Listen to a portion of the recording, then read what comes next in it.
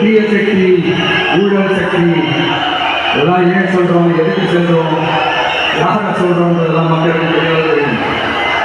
அதே மாதிரி டிவிகேவுக்கு போட்டி டிஎன்கே தான்றதும் மக்களுக்கு தெளிவாக தெரியும். அப்படி இருக்கும்போது நாம் ஏதாவது பேசினா வாண்டடா சில பேர் வந்து வண்டியில் ஏற்றிட்டு வந்துடுறாங்க.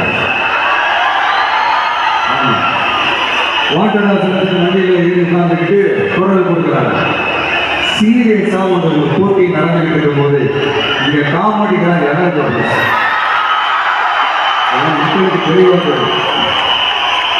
இந்த நேரத்தில் ஒரு சீரியஸ் கேள்விய இன்னைக்கு இருக்கிற மிகப்பெரிய அரசியல்வாதிகள் கிட்ட கேட்கணும்னு நான் நினைக்கிறேன்.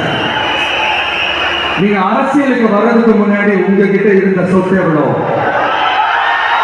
அரசியலுக்கு வந்ததுக்கு அப்புறம் இன்னைக்கு உங்ககிட்ட இருக்கிற சொத்து எவ்வளோ?